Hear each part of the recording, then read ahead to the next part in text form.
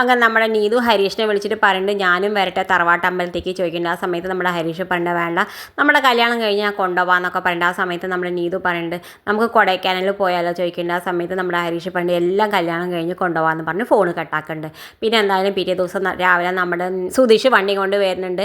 ടാക്സിയും കൊണ്ട് എന്തായാലും എല്ലാവരോടും കയറാൻ പറയുന്നുണ്ട്, സാധനങ്ങളൊക്കെ എടുത്ത് വെക്കാൻ പറയുന്നുണ്ട്. ആ സമയത്ത് നമ്മുടെ ഭാസ്കരൻ ചോദിക്കുന്നുണ്ട് അതിന് ആരാ വണ്ടി ഓടിക്കാമെന്ന് ചോദിക്കുന്നുണ്ട്. ആ സമയത്ത് നമ്മുടെ സുധീഷ് പറഞ്ഞു അതിന് എനിക്ക് ഇന്നലെ വൈകുന്നേരം എൻ്റെ ലൈസൻസ് കിട്ടി ഞാൻ ഓടിച്ചോളാം എന്ന് പറയുന്നുണ്ട്.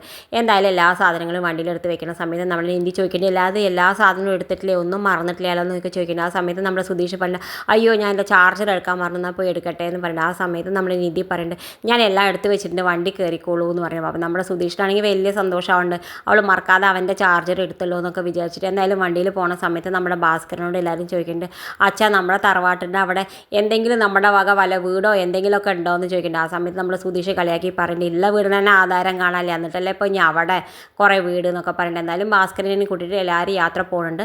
അവിടെ പോയിട്ട് എന്തായാലും അവരുടെ ആ തറവാട്ട് അമ്പലത്തിൻ്റെ വീടിൻ്റെ അവിടേക്ക് എത്തുന്നുണ്ട്.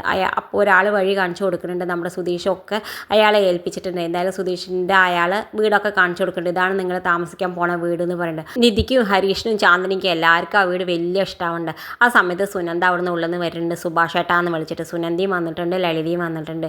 എന്തായാലും ലളിത അവിടുന്ന് പിന്നെ ഉള്ളിൽ നിന്ന് വന്നിട്ട് പറയുന്നുണ്ട് നിങ്ങളോട് ആരാ ഇവിടേക്ക് വരാൻ പറഞ്ഞതെന്ന് പറഞ്ഞിട്ട് നമ്മുടെ സുധീഷിനോട് ദേഷ്യപ്പെടുന്നുണ്ട്. ആ സമയത്ത് സുധീഷ് പറയുന്നത് ഇത് നിങ്ങളെ തറവാട്ടിൻ്റെ വകയുള്ള വീടൊന്നും അല്ലല്ലോ, അപ്പോൾ നിങ്ങൾ എന്താവശ്യമുണ്ട് നിങ്ങൾക്ക് ഇപ്പോൾ ഇത് ചോദിക്കേണ്ടതെന്നൊക്കെ പറഞ്ഞിട്ട് നമ്മുടെ സുധീഷ് ദേഷ്യപ്പെടുന്നുണ്ട്.